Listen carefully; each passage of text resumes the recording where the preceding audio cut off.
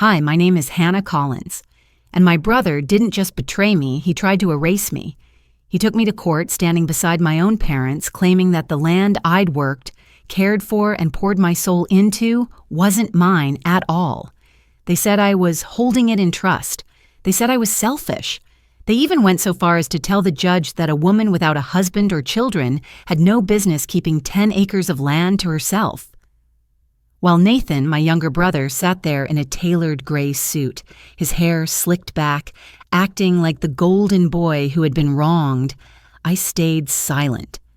Not because I was scared, not because I didn't have words, but because I knew something he didn't. I had proof. And when the judge asked me for the truth, I didn't cry. I didn't beg. I simply opened a folder filled with deeds, bills, and records that spoke louder than anything Nathan could make up. But to understand why that moment mattered so much, you need to know how it all began. I live just outside of Ashland, Oregon, at the edge of the forest, on a piece of land that most people would have driven past without a second glance. 10 acres of rough soil, overgrown with weeds and wild blackberry thickets, a rundown cedar cabin with a sagging porch, and a barn that looked like one hard storm could flatten it. When I bought it 5 years ago, people told me I was out of my mind. "You're a nurse, not a farmer," my coworkers said. My parents weren't kinder. "It's a waste of money, Hannah. No husband, no children, and you think you can manage a whole property on your own?" But I didn't care. I had been saving for nearly a decade, working double shifts at the hospital, taking on night calls nobody wanted, living in a tiny one-bedroom apartment above a laundromat, and eating more canned soup than I care to admit. Every vacation I skipped, every promotion I fought for, every night I walked home with aching legs and blistered hands, it was all for this. The day I signed the papers, I remember the county clerk looking at me with raised eyebrows. 10 acres, all in your name?" "Yes," I said, and for the first time in my adult life, the word felt like freedom. The cabin didn't look like much, but I saw possibility. I spent months tearing out moldy carpets, sanding the wood floors, patching holes in the roof. On weekends, I worked outside, hauling brush, repairing the fence, and planting the first row of lavender that would one day cover the hillside in purple bloom. I worked alone, always alone. But for me, that was the point. This land wasn't just soil. It was proof that I could build something of my own without waiting for approval, without being told I wasn't enough, without being reminded that in my family, Nathan was the chosen one and I was just extra. My brother Nathan was always the favorite. From the time we were kids, he was the one my parents bragged about at church, at family barbecues, to every neighbor within earshot. Nathan got straight A's. Nathan's the star of the football team. Nathan got into business school.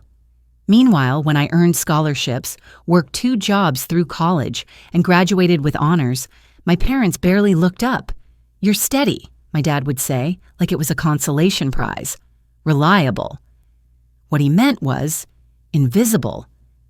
Nathan had the charm, the smile, the confidence that made people want to give him things.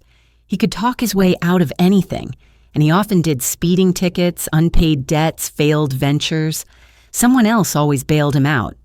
More often than not, that someone was me. I once gave him $5,000 to cover a credit card bill when he was 23. I told myself it was family duty. I even introduced him to a friend who offered him a job. He didn't show up to the interview. But still, my parents worshipped him. And they looked at me, the daughter who paid her bills, who took care of them when they were sick, who showed up to shovel their driveway every winter as if I was simply filling space until something more important came along. That's why, on a warm July evening 3 years ago, when I invited my parents and Nathan over for dinner at the cabin, I thought maybe things would be different. I thought maybe they'd see the life I had built and be proud of me. I spent the day scrubbing every surface until it gleamed. I set the table with linen napkins I'd bought at a secondhand store, lit candles, and roasted a chicken with rosemary from my own garden. I wanted it to be perfect. By 6 o'clock, the sky outside glowed gold, and I paced from room to room, smoothing the tablecloth, adjusting the flowers in the vase. At 6:15, no one had arrived. At 7, I finally heard tires crunching on the gravel drive. My parents walked in first, my mother glancing around with her critical squint, my father giving the cabin one distracted nod. Then Nathan strolled in like he owned the place, polished shoes, expensive cologne, navy blazer. He hugged them both while they lit up like he was royalty. I stood there holding a bottle of wine, invisible in my own home. Dinner was mechanical. My mother pushed the chicken around her plate, pretending not to like rosemary. My father asked Nathan about business opportunities. Nathan spun vague, impressive-sounding stories about startups and investors. Not once did anyone ask me how I managed the land, the house, or my work. By the time I cleared the plates, my heart felt like stone. Then my father asked, "Hannah, can we talk outside?" We stepped onto the porch. The air smelled of pine and summer grass. My dad cleared his throat. "Nathan's been having a rough time. Your mother and I think maybe he could stay here for a while, just until he gets back on his feet." I froze. Stay here? On my land? Dad nodded like it was the most reasonable thing in the world. "You've got space. He just needs some stability." Before I could answer, my mother joined us, her voice sharp. "Don't be selfish, Hannah. He's your brother. Family comes before everything." I swallowed hard. I remember bailing him out of debt. I remember him disappearing when I needed help. This land, it's mine. I worked for it. Her eyes narrowed. "You don't even have a husband or children. What do you need all this space for?" That cut deep, but I didn't let them see me flinch. "Because I earned it," I said quietly. Mom's mouth twisted. "Ungrateful." I ended the conversation by handing my father his jacket and showing them to the car. As their taillights disappeared down the road, I stood on the porch and stared at the fields. I told myself I had survived worse favoritism, that I could swallow this hurt too. What I didn't know was that within a week, I'd be standing in my kitchen holding a letter stamped with the words, "Civil Court Summons." And this time, it wasn't just Nathan's name on the plaintiff list. It was my parents, too. The envelope arrived on a Tuesday morning. It was thicker than a regular bill, heavier than junk mail. My hands shook as I slid it open with a butter knife, standing in my kitchen with sunlight streaming across the table. The first thing I saw was the county seal stamped at the top, "Civil Court Summons." I read the names once. Then again, plaintiffs, Richard Collins and Margaret Collins. Co-plaintiff, Nathan Collins. Defendant, Hannah Collins. For a moment, the letters blurred. I thought maybe it was some clerical error, some wrong address, some bureaucratic mix-up. But then my eyes landed on the words beneath. Unlawful occupancy of family property, breach of implied family housing agreement, failure to uphold obligations of filial support. I laughed out loud, a sharp, broken sound that bounced against the walls of my cabin. Unlawful occupancy? This was my land, my house, bought with my own money, signed in my name alone. But there it was, in black and white. My parents and my brother weren't just asking, they were suing. I sank into a chair, the paper trembling in my hands. They wanted possession of the property. They were claiming I had been holding it temporarily until Nathan was ready to assume responsibility. The gall of it made my stomach twist. Nathan had never lifted a finger here. He'd never dug a post hole, painted a wall, or hauled firewood in winter. He didn't even know where the septic line was. And yet here he was, declaring that this land was his by right. I turned to the last page, my parents' signatures. Nathan's bold, confident scrawl, clean lines, no hesitation, as if he'd been waiting his whole life to sign his name under mine. The betrayal was so sharp it felt physical. That night, I didn't call anyone. My voice would have cracked too easily. Instead, I sat at the table with the summons in front of me and made lists. Evidence. witnesses. Anything I could use to prove this wasn't just my home, it was mine legally, undeniably. First, the deed, my name, alone. Second, the mortgage records, years of payments, all from my account. Third, utilities, taxes, receipts, every scrap of paper that tied me to this land. But deep down, I knew the truth. Paper wasn't just enough. Nathan had charm. He had the ability to spin stories, to make lies sound like truths. He'd painted himself as the golden child all his life. And my parents had believed every word. Why wouldn't a judge? The next morning, I drove into town. Salem's courthouse district rose out of the fog like something out of a novel. Marble columns, gray stone walls, shadows stretching across the street. The law office listed on the summons sat wedged between a yoga studio and a mortgage broker. I walked in, clutching the envelope so tightly my knuckles ached. The receptionist glanced up with a polished smile. "Can I help you?" "I'm here regarding a suit filed under the name Hannah Collins," I said, my voice steady but my hands trembling. She clicked at her keyboard. "Mr. Talbot isn't available, but one of our junior associates can meet you." Minutes later, a man in his early 30s appeared. Tie askew, coffee in hand, he ushered me into a cramped office lined with legal textbooks. He skimmed the summons, his brows lifting only slightly.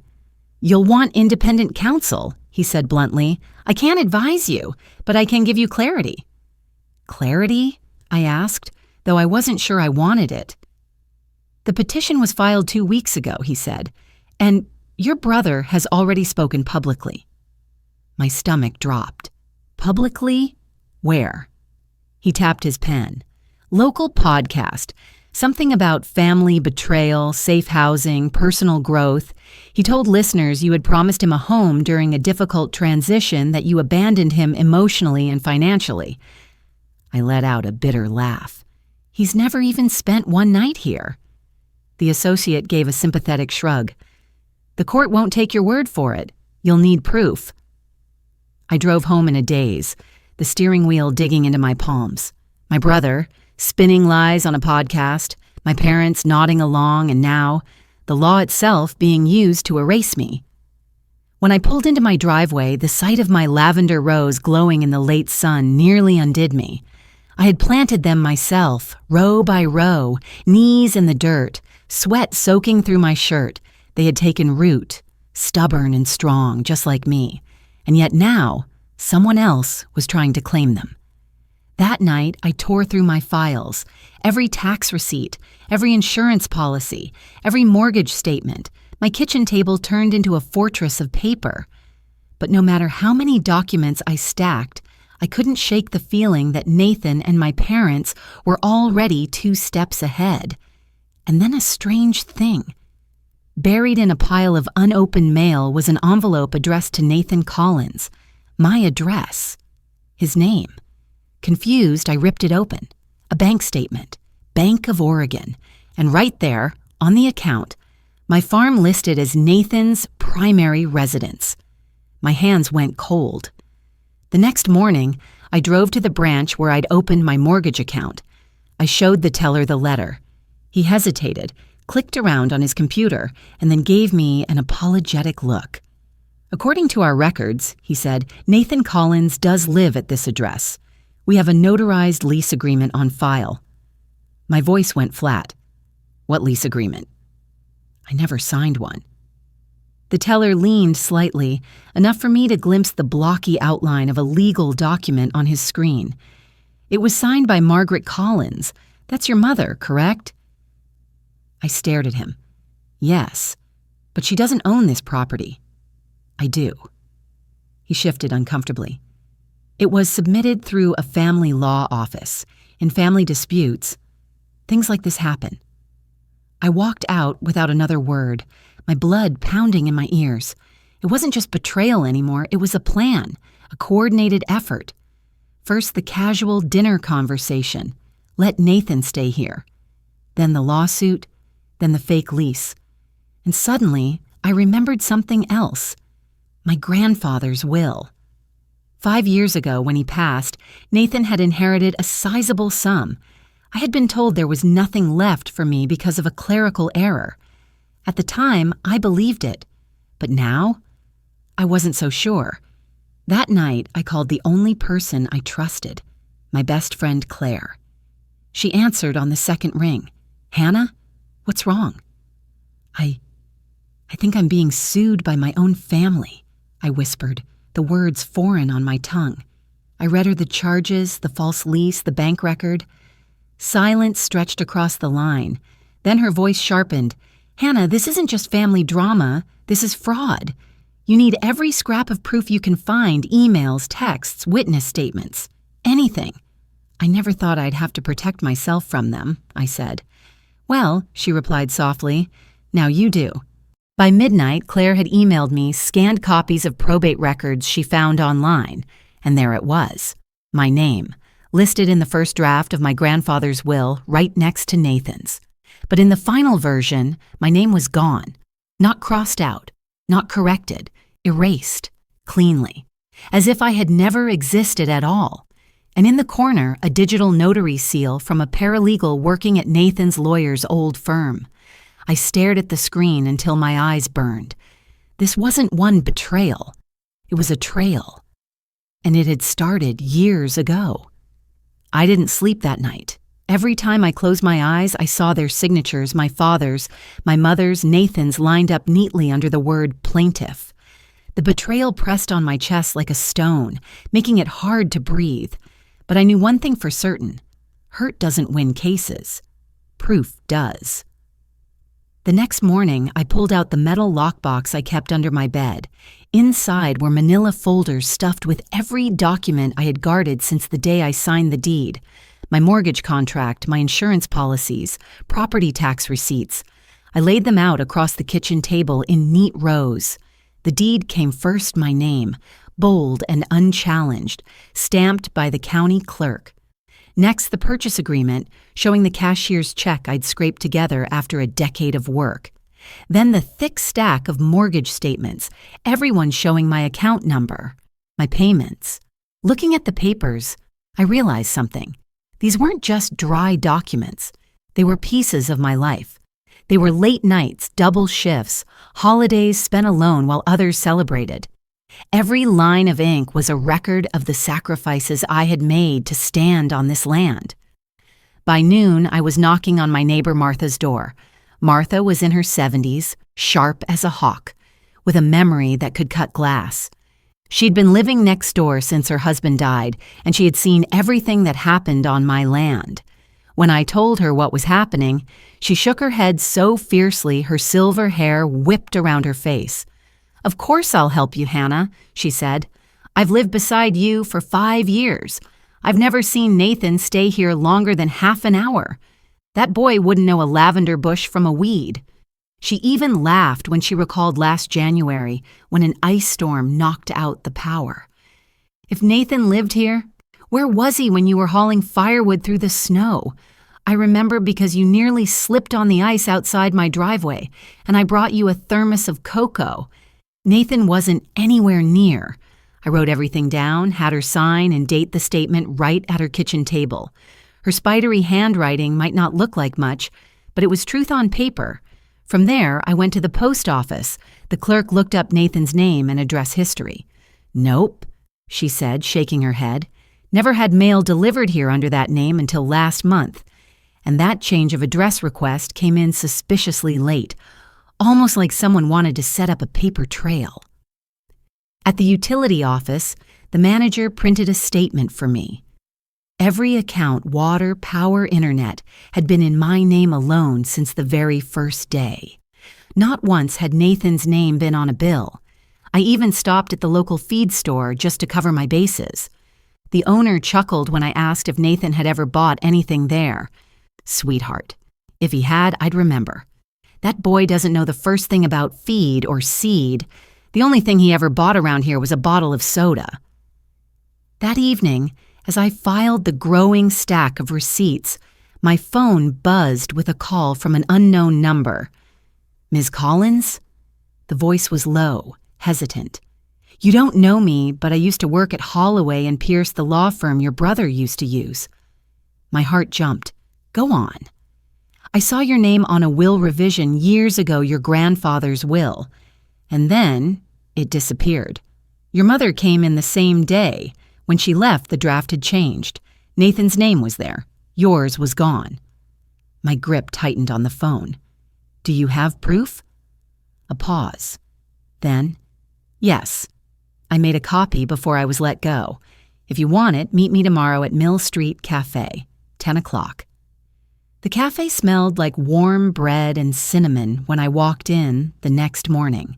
She was already there, a woman in her 40s with tired eyes and her hair pulled back into a bun. She slid a manila envelope across the table. Inside were 2 documents, 2 drafts of my grandfather's will. The first listed my name, leaving me a share of his farmland. The second, dated the exact same day, erased me completely and replaced my share with Nathan's name. "I remember it clearly," she said. "Your mother came in, spoke privately with the senior partner. When she left, everything had changed. If I'm called, I'll testify." I thanked her until she laughed softly. "Don't thank me, just win. That'll be thanks enough." By the end of the week, my kitchen table looked like a war room. The deed, mortgage, and purchase agreement proving the land was mine outright. Utility and postal statements showing Nathan never lived here. Witness accounts. Martha, the mail clerk, the feed store owner. The will drafts proving my inheritance had been stolen. The bank's fraudulent change of address letter. But Claire, who came over that evening, was right. "This is strong, Hannah, but they'll try to paint you as cold, selfish. We need to show the times you did help Nathan so the judge sees the truth, that you weren't cruel, just taken advantage of." I dug deeper into my files. At the bottom of a folder was a check stub, the $5,000 I'd given Nathan to clear his credit card debt. Next, an email chain where I introduced him to a friend offering him a job, an email he never answered, proof that I had tried, that I had given, that I wasn't heartless. "This isn't about me turning my back on family," I said. "It's about them crossing a line they can't uncross." Claire nodded. "Exactly, and the more we can show the court that you stood by him until he betrayed you, the stronger your case will be." Later that night, after Claire left, I stepped out onto the porch. The moonlight painted the lavender fields silver, the rose swaying gently in the summer breeze. For a moment, I almost forgot the lawsuits, the lies, the betrayal. Almost. But then I remembered the recording Claire had captured earlier that week. Nathan, outside the courthouse, muttering to one of his friends, "I don't care about the land. I just don't want her to have it." That one sentence said it all. This wasn't about family. This wasn't about fairness. It was about greed, and it was about erasing me. I stared at the fields and felt something inside me harden. They wanted a fight, and I was ready to give them one. The courthouse in downtown Salem looked older than it really was, all stone columns and arched windows, designed to remind people that the law was something larger than themselves.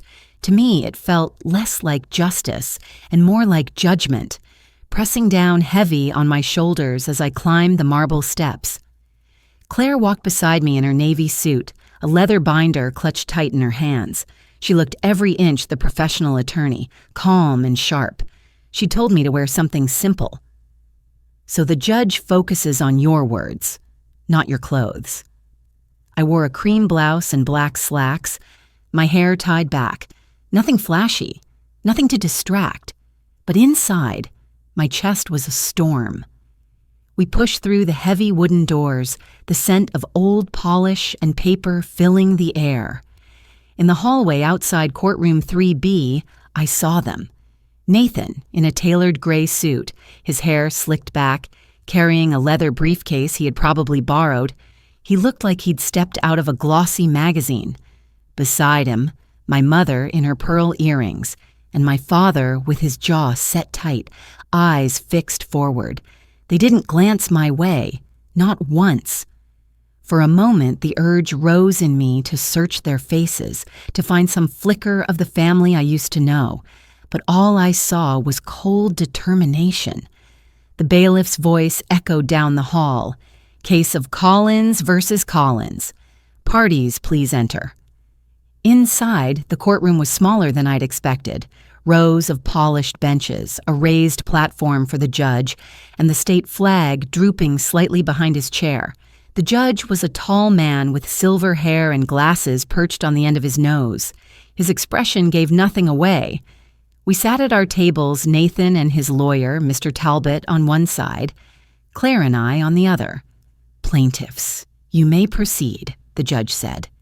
Talbot rose smoothly, his voice practiced, every word polished like a sales pitch. "Your Honor, this case is not about greed but fairness. My clients, Richard and Margaret Collins, along with their son Nathan, merely seek to uphold an agreement long understood within the family. Hannah Collins, the defendant, was never meant to retain sole possession of this property. It was purchased with the understanding that she would hold it for the family, particularly for Nathan, who was promised housing during a difficult period. Instead, she has turned him away, leaving him homeless and unsupported. We ask the court to honor the original promise." Promise. The word rang through my head like a sour note. Then Nathan stood. He adjusted his tie, glanced briefly toward me, a small, smug smile, and then faced the judge. "My sister and I were close growing up," he began, his voice smooth. "When I lost my job last year, she told me I could come stay here until I got back on my feet. But when I arrived, she wouldn't even let me inside. I had to sleep in my car that night. This isn't about money. It's about family, about the bond we're supposed to have." He paused, letting his words hang heavy. I noticed my mother dabbing at her eyes with a tissue, my father nodding solemnly, as if they were actors in a well-rehearsed play.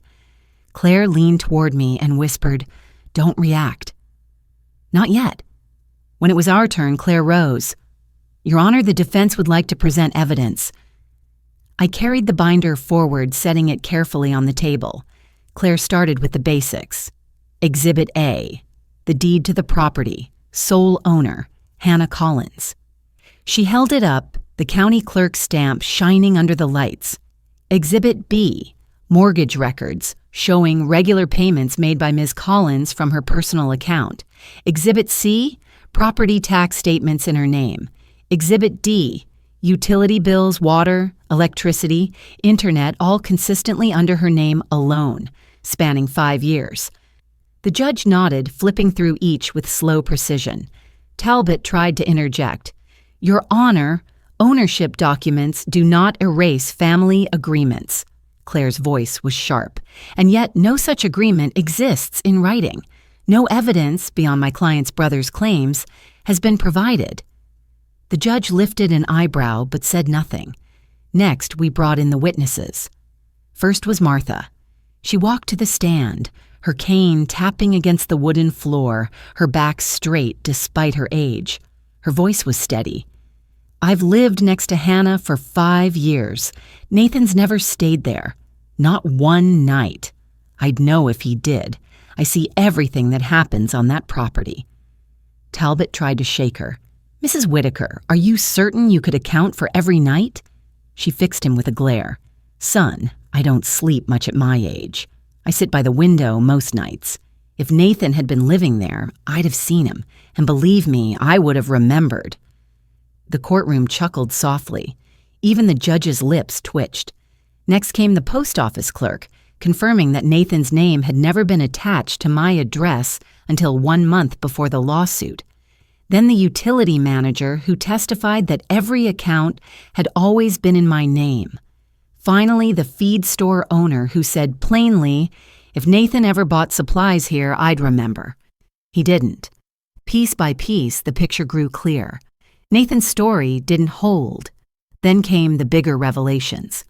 Claire produced the 2 drafts of my grandfather's will. Exhibit H, original probate documents. Exhibit I, revised version executed the same day. In the first, Hannah Collins is listed as a beneficiary. In the second, her name is removed entirely, replaced by Nathan Collins. The notary's stamp belongs to a paralegal from Mr. Talbot's former firm."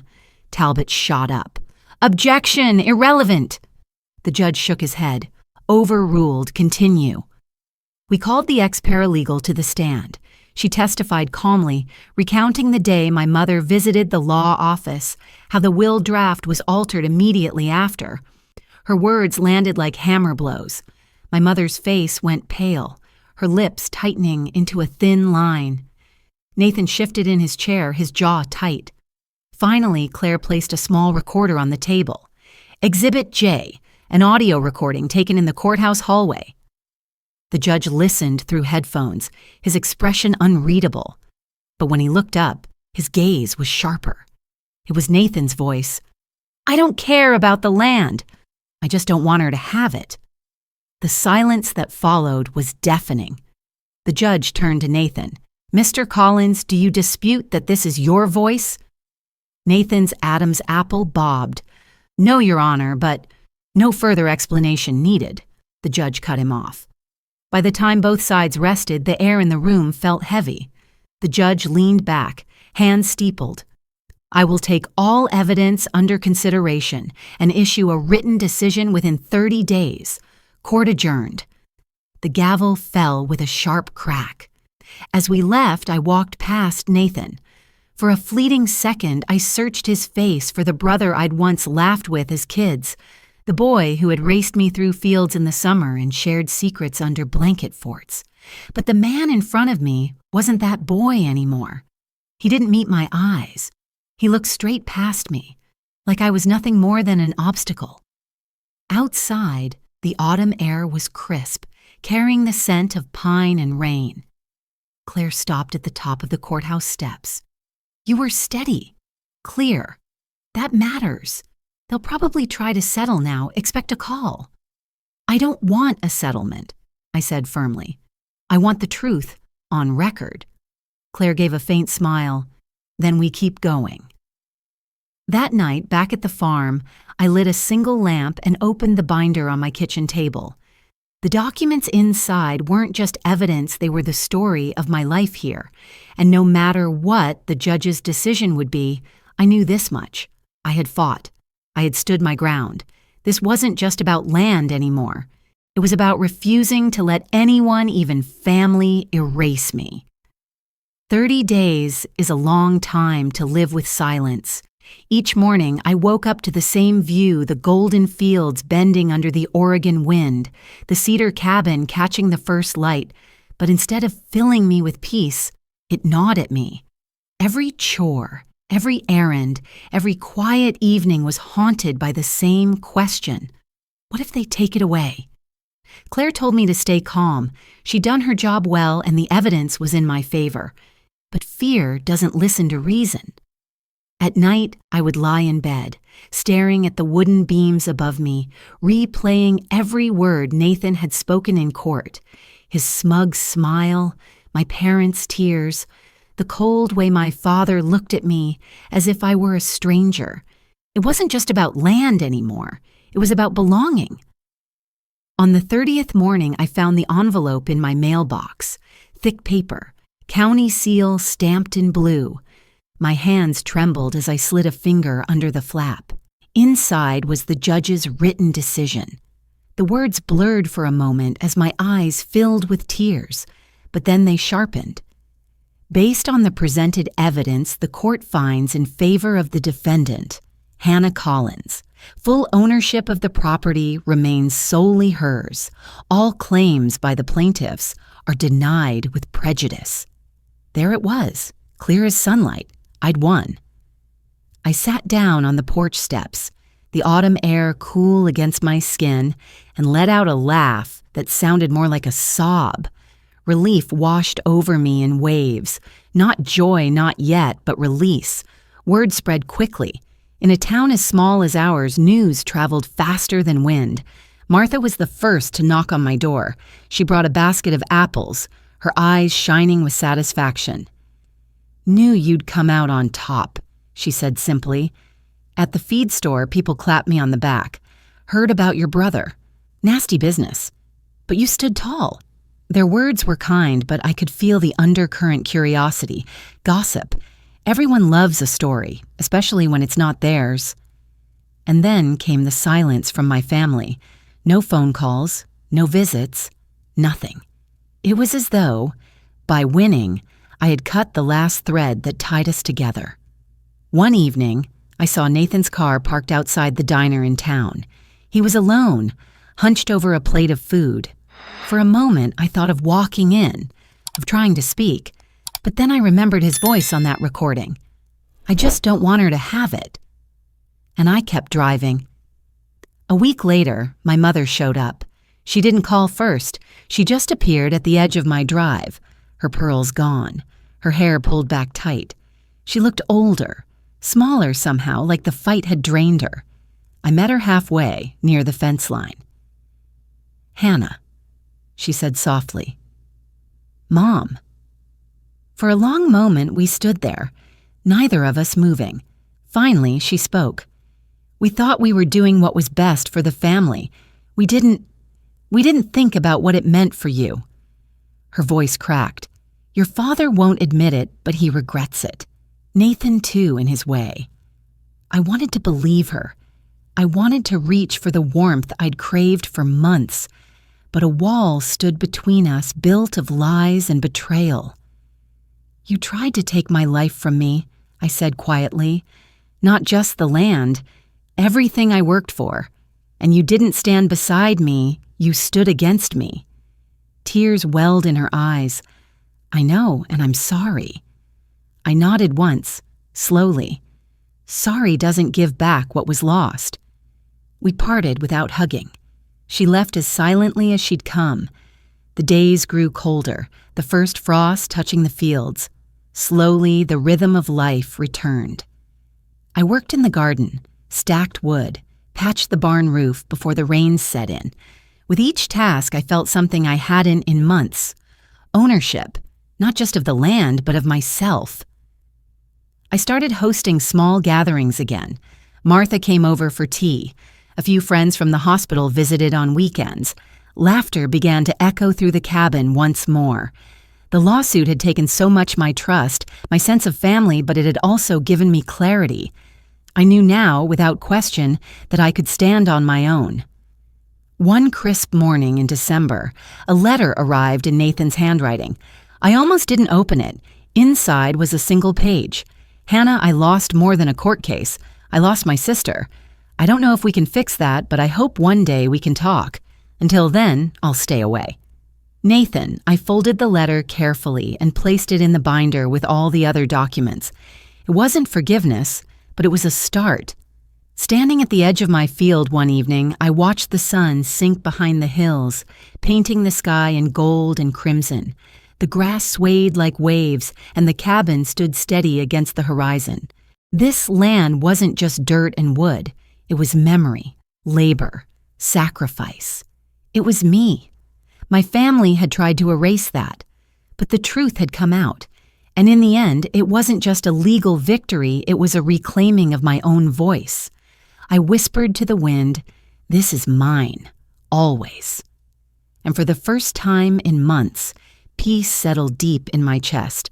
I don't know what the future holds for my family. Maybe time will mend some of the wounds. Maybe it won't. But I do know this. I walked through betrayal and fire and came out standing. And no court, no signature, no lie could ever take that from me again. 30 days after the verdict, the land was quiet again. No courthouse echoes, no lawyers' calls, no whispers of betrayal carried on every breath of wind. Just the creak of the barn door, the soft hum of crickets, and the steady rhythm of my own heart. For the first time in months, I wasn't waiting for something to be taken from me. I wasn't standing on the edge of a cliff. I was standing on solid ground. But the silence wasn't peace. Not yet. It was the aftermath, the uneasy calm after a storm, when broken branches still litter the yard and the air still tastes of rain. The land survived the lawsuit untouched. I survived too. But scars don't always show up in soil or skin. They show up in smaller ways in the hesitation before answering the phone, in the ache that flares up when I drive past my parents' house, in the way my chest tightens whenever I see Nathan's handwriting. Some nights, I dream of the courtroom again, the judge's voice, the accusing stares, Nathan's smirk as if he already owned everything. I'd wake up with my fists clenched, breath sharp, sweat cooling on my skin. I'd walk outside to the porch, let the cold air hit my face, and remind myself, it's over. You won. But deep down, I knew winning didn't erase what had been lost. In those weeks, I found myself working the fields harder than ever. Digging, planting, mending fences. My hands blistered, my back ached, but it was better than sitting still. There's something about land that heals you without asking permission. The soil doesn't care about betrayal. The wind doesn't carry grudges. The earth only knows growth and rest, death and renewal. One morning, as I bent over the garden bed, I realized something. This land had seen storms before me, fires, floods, winters that killed crops to the root, yet here it stood, green and alive. Maybe I could do the same. I thought the lawsuit had isolated me. But slowly, the opposite happened. Neighbors I hadn't spoken to in years came by with pies, casseroles, jars of honey. Not pity, solidarity. Martha, of course, was my anchor. She made it her mission to remind me daily that the town had seen through Nathan's lies. At the local church, people stopped me in the aisles. "You showed courage," one old man said, gripping my hand. "Don't ever doubt it." It was strange, being seen as strong when I still felt fragile inside. But maybe that's what strength really is, not the absence of pain, but the willingness to keep moving through it. I tried once to write a letter to my parents. I sat at the kitchen table with a blank sheet of paper, pen poised. I wanted to tell them I missed Sunday dinners, the smell of my father's pipe, my mother humming while she cooked. I wanted to tell them that I hadn't built this land to spite them, but to save myself. But the words got stuck. Every sentence felt like begging, and I refused to beg anymore. In the end, I folded the empty page, slipped it into an envelope, and tucked it in the drawer beside Nathan's letter. Maybe one day I'll send it. Maybe not. Christmas came. Snow dusted the fields, turning the world into a painting of white and silver. I was stacking wood when I saw a figure at the edge of the drive. For a moment, my chest tightened. Nathan? My father? Number. It was my mother. She didn't come to the door this time. She just stood there, clutching a small box wrapped in faded red paper. I walked over slowly. She held it out without speaking. Inside was a locket gold, simple, with a tiny photo of me as a child on one side and her on the other. Her eyes glistened. "This was always yours," she whispered. Then she turned and left, her footsteps crunching in the snow. I stood there for a long time, the locket warm in my hand despite the cold. Maybe it wasn't forgiveness. Maybe it wasn't reconciliation. But it was a crack in the wall, a beginning. In January, I was invited to speak at a community gathering about property rights for women. At first I laughed. Me? A speaker? But Martha insisted. "Your story matters, Hannah. People need to hear it." So I stood in front of a small crowd at the town hall, my hands shaking, and told them everything. The lawsuit, the betrayal, the evidence, the verdict. When I finished, the room was silent. Then a young woman in the back raised her hand. Her voice wavered as she said, "I thought I was the only one." Thank you. In that moment, I realized something important. Pain, when shared, can turn into power. Spring came early that year. The fields bloomed with wildflowers, and I decided to build a new greenhouse. Not because I needed it, but because I could. As I hammered beams and set glass panels, I thought about resilience. Every nail I drove in felt like an affirmation. I am still here. This is still mine. Sometimes, late at night, I'd imagine Nathan building something too. Maybe not on my land, but somewhere. Maybe he was learning, in his own broken way, what I had learned, that you can't steal roots that run deep. One evening in April, I stood on the porch as the sun dipped low.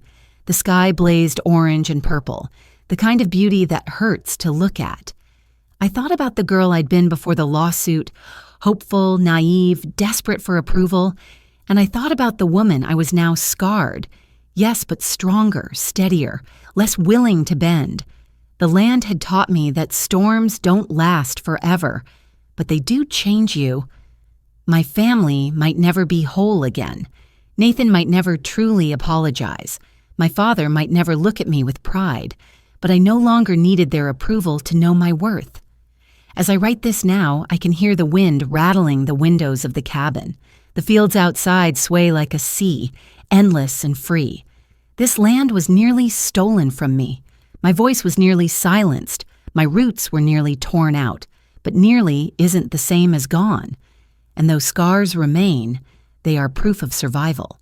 So if anyone asks me what I learned from it all, I'll say this: you can lose family. You can lose trust. You can lose the illusion of safety. But if you hold on, if you stand your ground, you might just find something greater waiting on the other side: yourself. This was the story of Hannah Collins, a woman who stood up to protect her land, and more importantly, her own worth. She proved that even in the face of betrayal and being pushed to the edge, truth and determination can still prevail. What do you think about this story? If you also believe that justice always finds its way to the light, leave your thoughts in the comments below. And don't forget to like, share, and subscribe so you won't miss more dramatic and emotional stories like this. See you in the next video.